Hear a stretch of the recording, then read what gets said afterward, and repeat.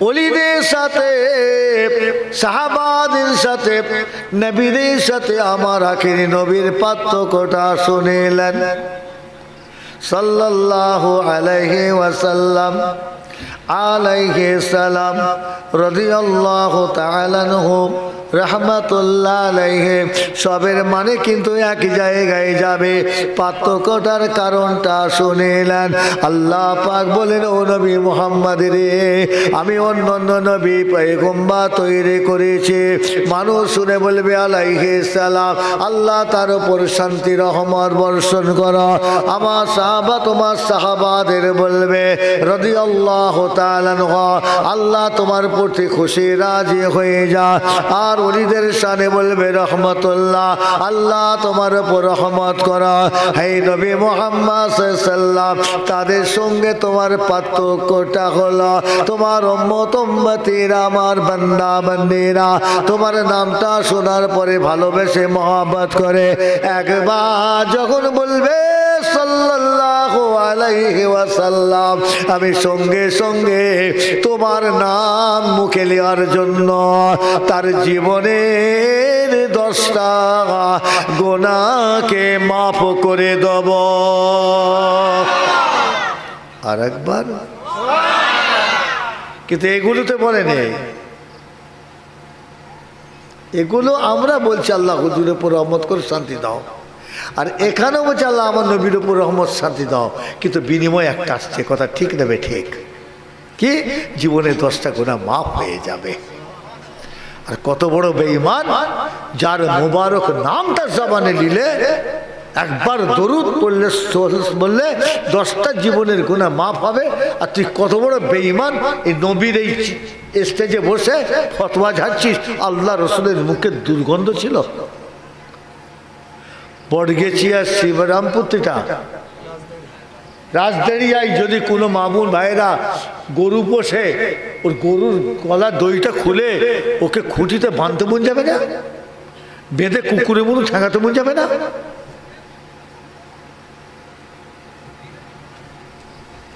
এই ধরনের কথা বলবে, হাত চালান, কোনো গল্প চলবে না। আর একটু মার পিটাপিটা আরম্ভ করে দেন।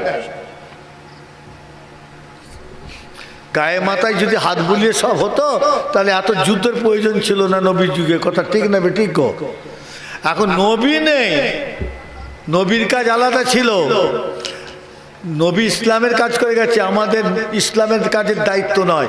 আমরা সাধারণ মানুষ, আমাদের রক্ষা করতে হবে নবীর ইজ্জত, কথা ঠিক না ঠিক গো?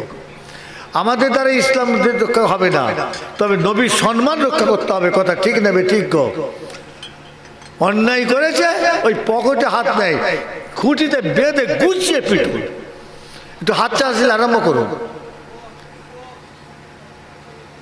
কথা বলছে না? আহা, নাফিউল মুফসিদিন কিতাব বলবো না, থাকবে গো? কথা বলে না কেন? কিতাবটার নাম হলো নাফিউল মুফসিদিন, উর্দুতে কিতাব। উর্দু আরবি মাঝে মাঝে ফার্সি আছে। আল্লাহ পড়াচ্ছিলেন, কিতাবটা দেখছিলাম, শিখেলেন। শিখবার জন্য আমরা এসেছি, কথা ঠিক নেবে ঠিক গো? শিখতে পারলে, জানতে পারলে তবে তো আমল করব। আর যদি না জানি কি আমল করব? ওই কিতাব একটা আছে, কালেমা লা ইলাহা ইল্লাল্লাহু মুহাম্মাদুর রাসূলুল্লাহ, লা ইলাহা ইল্লাল্লাহ মুহাম্মাদুর রাসূলুল্লাহ সাল্লাল্লাহু। একবার কলেমা সেইটা পড়তে ক মিনিট লাগলো বলুন? ঘন্টা 2 লাগলো? জোরে বলুন, একটু কথা বলেন না। মাস্টার পড়তে পড়তে ছাত্রদের জিজ্ঞেস করে না, লা ইলাহা ইল্লাল্লাহু মুহাম্মাদুর রাসূলুল্লাহ পড়তে ক ঘন্টা লাগলো ভাই? জোরে বলুন। 1 মিনিট। কম্পিউটার যুগে এত লাগবে? এই তো হদিস ডিস হয়ে গেছে। মিনিটে 5-7 বার হয়ে যাবে। এ কি ইমাম আজমের যুগ চলছে নাকি? 2 রাকাত নামাজে 1 খতম কোরআন শরীফ পড়েছিলেন, জোরে বলুন না। ইমাম আজম হুজুর 2 রাকাত নামাজে কি পড়েছিলেন? 1 খতম। আর আমাদের ঘরে যদি বলা হয় 2 রাকাত কেন, 12 রাকাতে 1 খতম পড়, আর জীবনে ভুল করে নামাজ পড়িতে যাবে? কি গো,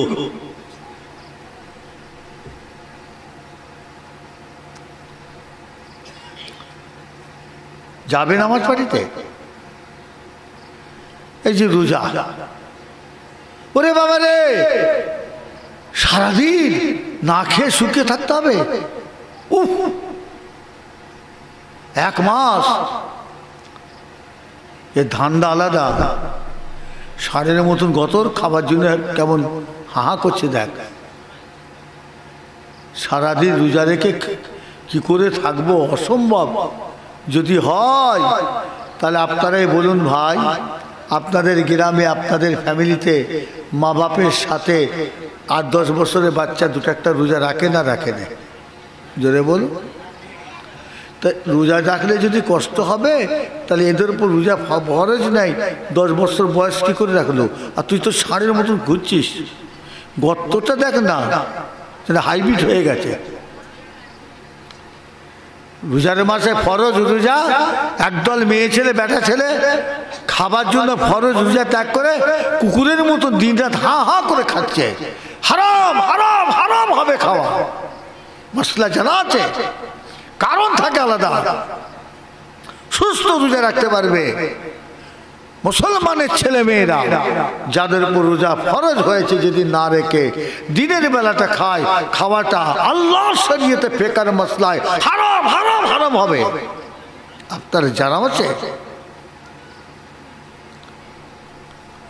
অথচ ভাইয়েরা মায়েরা বোনেরা, ঠোঁটে এসে যায় হাদিস পাকটা বলে যায়, আল্লাহ নবী যে নবীর ওপরে একবার সাল্লাল্লাহু আলাইহি ওয়াসাল্লাম পড়লে আপনার আমার জীবনে 10টা গুনাহ মাফ হয়ে যাবে। সেই নবী আমার রাসূল আমার মসজিদে নববী শরীফে মেম্বারে দাঁড়িয়ে ঘোষণা করেছিলেন, ও বাবা মা সাহাবারা, ওরে আমার উম্মত উম্মতিরা, তোমরা আল্লাহর কাছে শুকর আদা করো। তোমাদের কপালে আল্লাহ এমন একটা নবী দিয়েছেন, যে নবীর ওসিলাতে তোমরা 5 ওয়াক্ত ফরজ নামাজ পেয়েছ, 1 মাস ফরজ রোজা রেখেছ। আমার নবী পাক সাল্লাল্লাহু আলাইহি ওয়াসাল্লাম ওই দিন মসজিদে নববী শরীফে মেম্বারে দাঁড়িয়ে আওয়াজ দিয়ে ঘোষণা করেছিলেন, ওরে আমার সাহাবারা, ওরে আমার উম্মত উম্মতিরা, তোমরা যদি রমজান শরীফের মাসে 1 মাস রোজা রাখো, তোমরা যখনই রোজার মাসকে পাবে, একটা একটা করে রোজা আদায় করবে, আমার আল্লাহ তোমাকে 3টে নিয়ামত দান করবে। কটা নিয়ামত? আরো জোরে বলো। 3টে কি জানা আছে? জানা আছে? 1 নম্বর হলো 6000 উটকে নবী বলেছিলেন, রাসূল বলেছিলেন, 1 নম্বর হলো 6000 উটকে বিক্রি করে সেই পয়সাটা আল্লাহর নামে দান করে দিলে যতটা সওয়াব হবে, একটা রোজা রাখবি, আল্লাহ তোকে অতটা দান করার নেকির মালিক করে দেবে।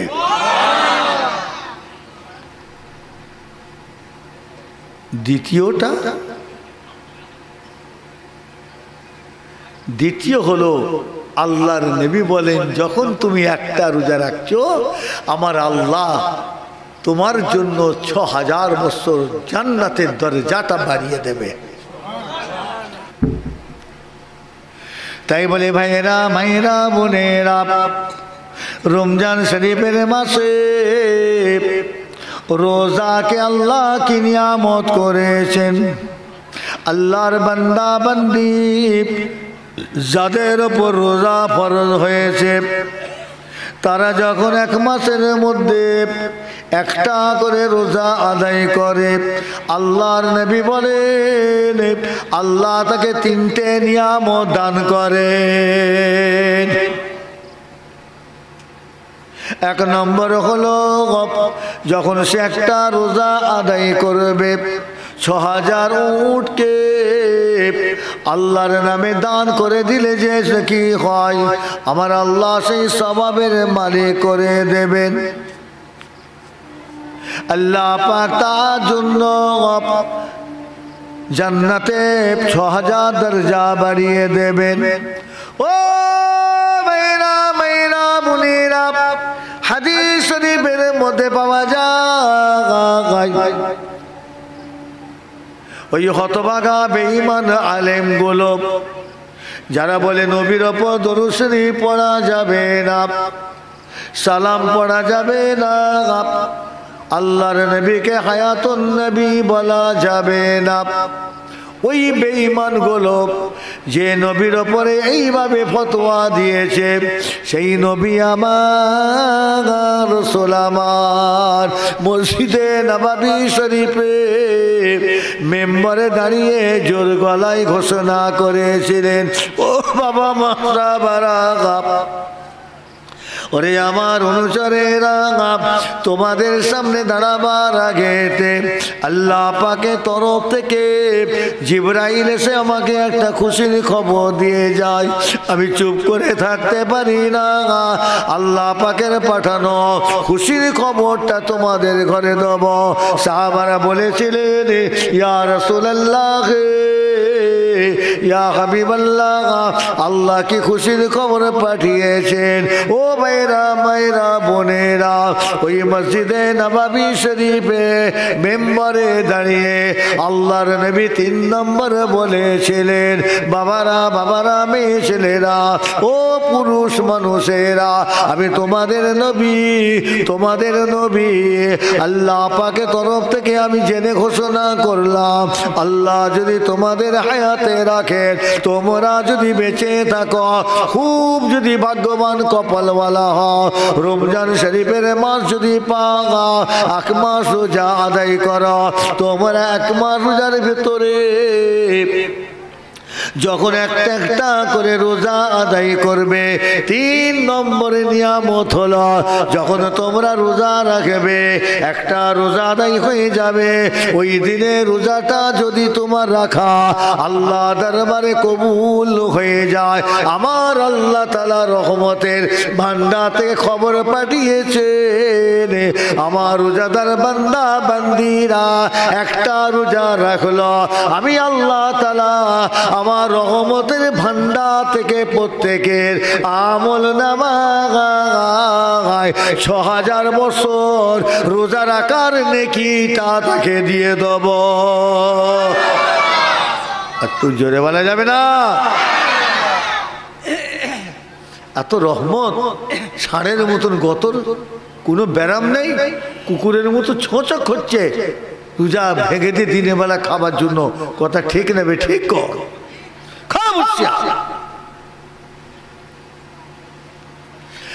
সেই নবী আমার, রাসূল আমার, কিতাব বিসমিল্লাহির রহমানির রহিম, ইয়াউমা ইয়াকুমুর রূহু ওয়াল মালাইকাতু সাফফান লা ইয়াতাকাল্লামুনা ইল্লা মান আযনা লাহুর রহমান ওয়া ক্বালা সাওয়াব যালিকাল ইয়াউমুল হক।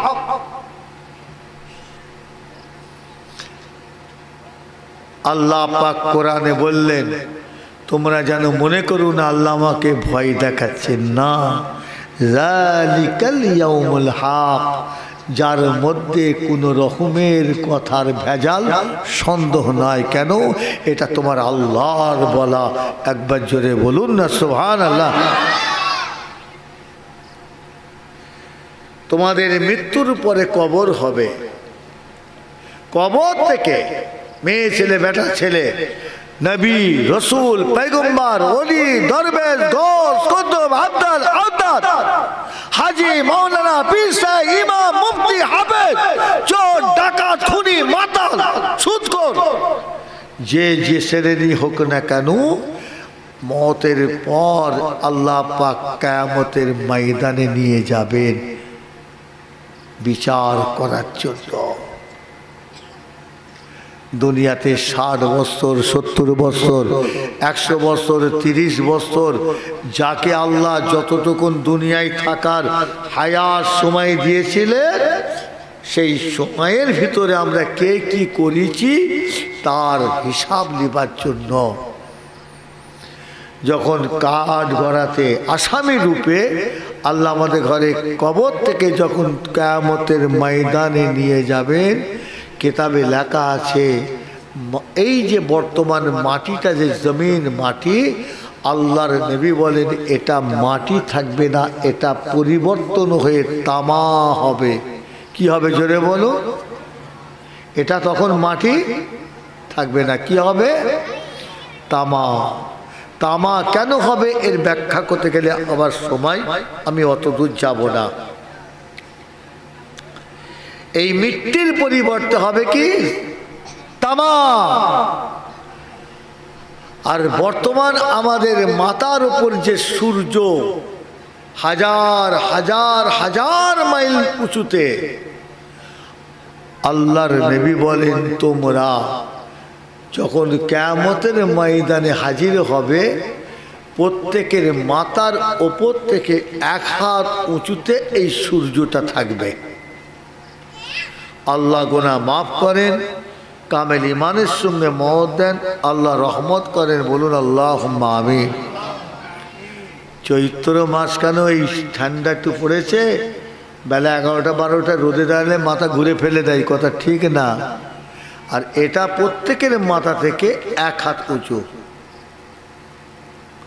মেয়েরা যখন চুলো জ্বালিয়ে ভাতের হাঁড়ি চাল দিয়ে যখন হাঁড়ি চাপায় না, আগুন যখন তেজ হয়, পানি ফুটতে ফুটতে দেখবেন নিচের চালকে ওপরে তুলে দিচ্ছে, কথা ঠিক নেবে ঠিক।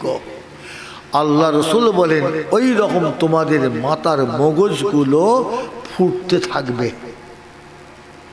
ভাতের হাঁড়ি চালের মতন প্রত্যেকের মগজটা ফুটতে থাকবে।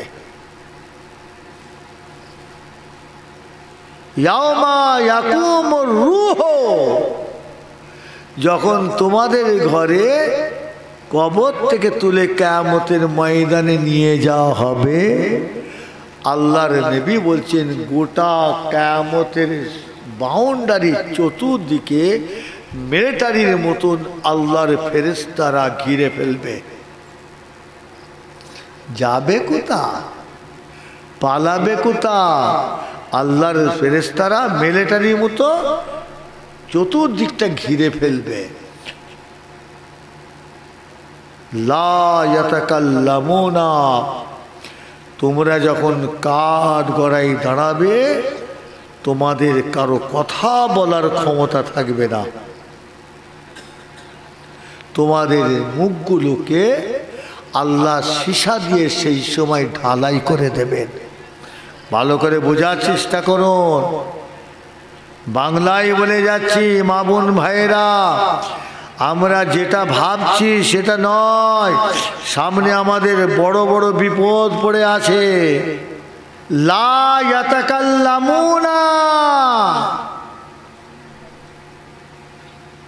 তোমাদের কারো কথা বলার ক্ষমতা থাকবে না। যে মুখ নিয়ে এখন চুপরাগিরি করছি, আল্লাহ বলছেন কিয়ামতের ময়দানে তোমাদের মুখগুলো সীসা দিয়ে ঢালাই করে দেওয়া হবে। আপনাদের এখানে বাজারটা কত দূর ভাই? আপনাদের এখানে বাজারটা কত দূরে? জোরে বলুন। কোরআন পাকটা হাদিস পাকটা বুঝবার জন্য আরো একটু সহজ একটা উদাহরণ দেবো। আপনার এখান থেকে বাজারটার দাম কি ভাই জোরে বলো, জোরে বলো। হ্যাঁ, ইলিশ মাছ পাওয়া যায়, পাওয়া যাবে না মানে যা দাম করেছে খাবার নাম ভুলিয়ে দেবে। আমি মাঝে মাঝে এসছি, বড় গেছে বাজারে কিনবার আমাদের আর কিছু নেই, যা আছে ওইসব আমাদের তালতাল হাটে পাওয়া যায়। তো এসি দুটো দিয়ে আমার দাদা হুজুর আব্বাজান হুজুরের মহব্বতের মানুষ, চ একবার মাছ কেনার নাম করে তো দেখা সাক্ষাৎ হবে, যে দাওয়াত করবে তবে দেখা হবে, একবার যাই না ও শিলা। এই কদিন আগে এসেছিলাম, আর ইলিশ টিলিশ মাছ একটু কিনতে আসি। আমার এই আপনাদের বাজারটা খুব ভালো লাগে, আমি মাছ ছাড়া কিছু কিনতে আসিনি। এবার সব মহব্বত করে ভালোবাসে, সব দোকান খুলে বসে আছে, কাকে 2 কেজি পেঁয়াজ দাও, কাকে বলে এটা এই দাও, কাকে বলে এটা গোটা মুরগি জবাই করে গোটা করে দাও, কাকে বলে এইটা দাও, লিবার দরকার নেই তবুও দে। সব মহব্বত করে সব আমাদের ভাইরা নিয়ে বসে আছে, লিবার দরকার নেই। এবার এত নিয়েছে কি করব, সব নিয়েছে ডিপিএসে ভরে দিল। এবার সারা দিন রাতে তাই আমার কপালে দুটো হলো কি আল্লাহ জানে, যা সবাই খা। এই কদিন আগে এসছি, ইলিশ মাছ বাইরে ইলিশ মাছ কিনবো, এই 1 কেজি 8 কেজি ইলিশ মাছ কিনতে কিনতে ঘরে যে বাড়িতে বলছি না আজকে সব পয়সা বড় কিছু দিয়ে এসছি। বলে কেন? আর কিছু কম বেশি বোধ 4000 টাকা খালি ইলিশ মাছ কিনে ফেলেছি।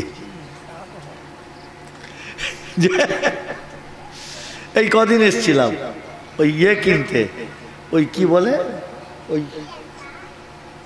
পরে সাথে মাছের মুরগো, হ্যাঁ কমপ্লেটটা কি বলে,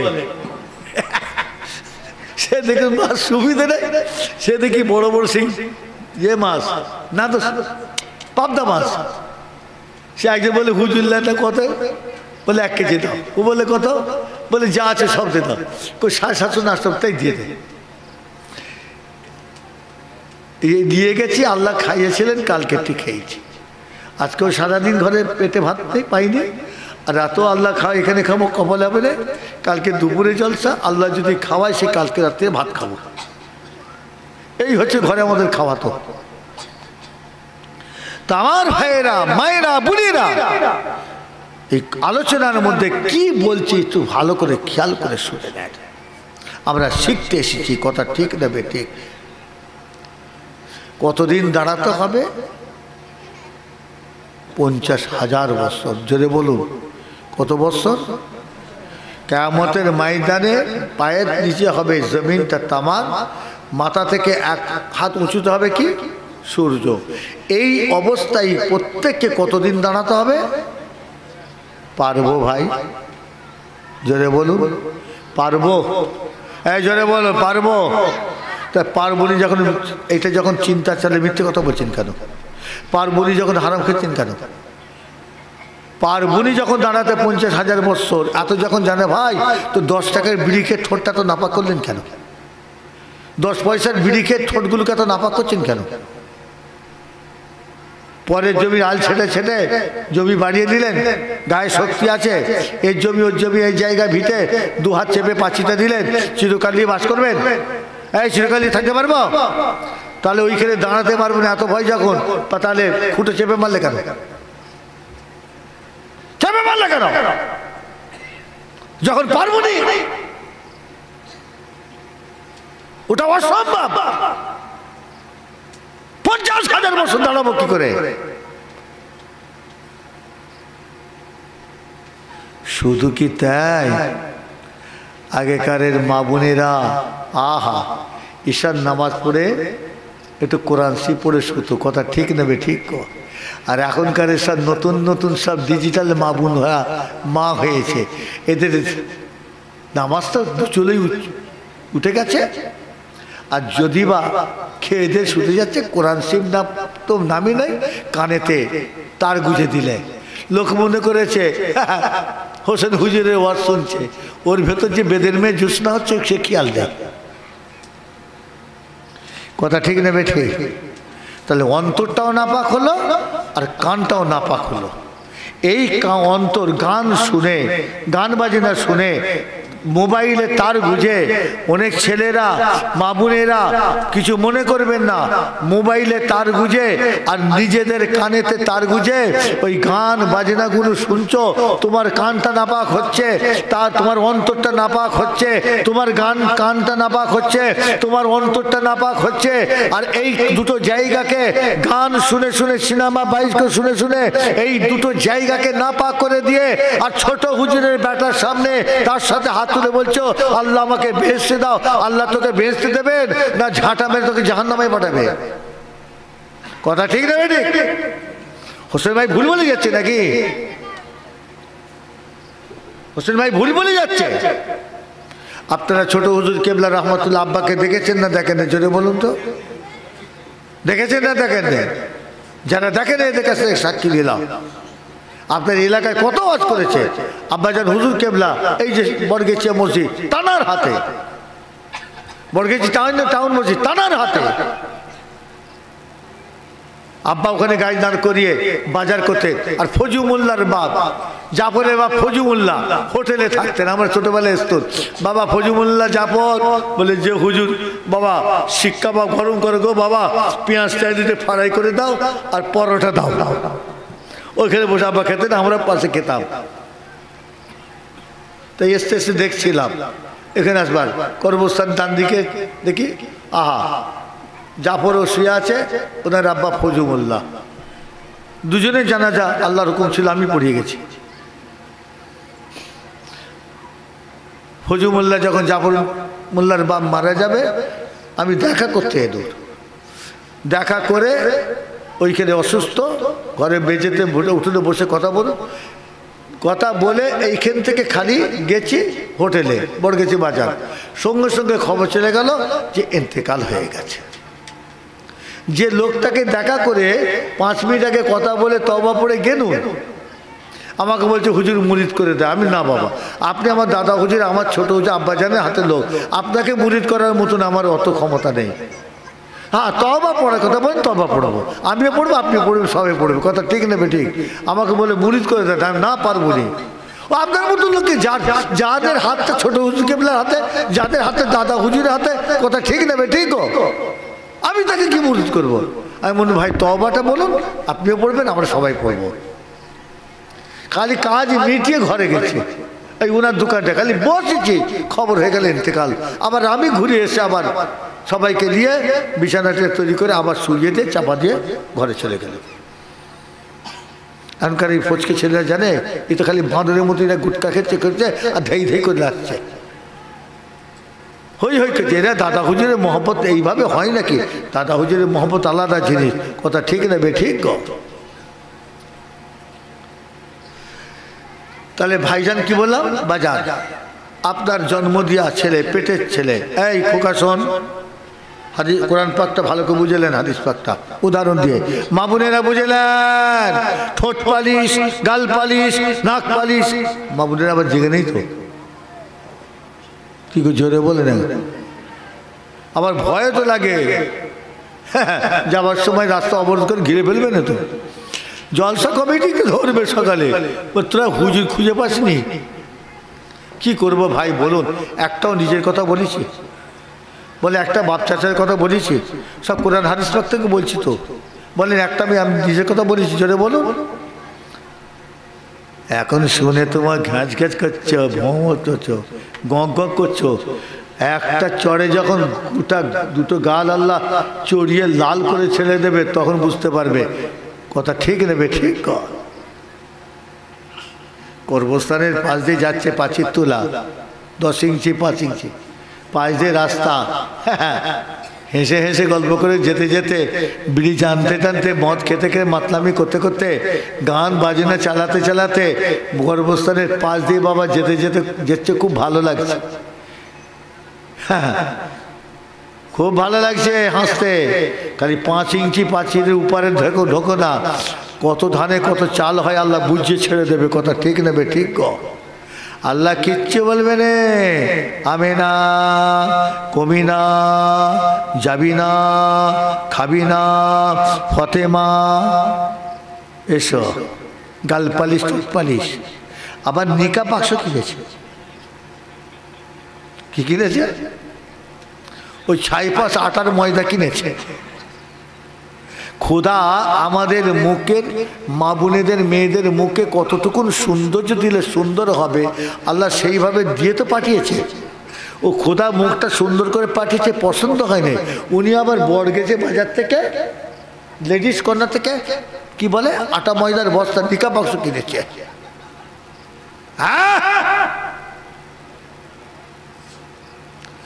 আটা ময়দার বাক্স কিনেছে, আর একটা সাদার কাপড় রুমাল দিয়ে আর বাক্স নিয়ে আয়নার সামনে একবার লাল লাগাচ্ছে, হলুনি মুছে ফেললে, একবার ঠোঁটে হলুদ লাগাচ্ছে, হলুনি মুছে ফেললে, একবার গোলাপি লাগাচ্ছে, হলুনি মুছে ফেললে, একবার সবুজ লাগাচ্ছে, হলুনি। 15 মিনিট গেল নি, সাদা কাপড়টা লোডশেডিং একটা ছাপা কাপড় হয়ে গেল। কথা ঠিক নেবে? ঠিক।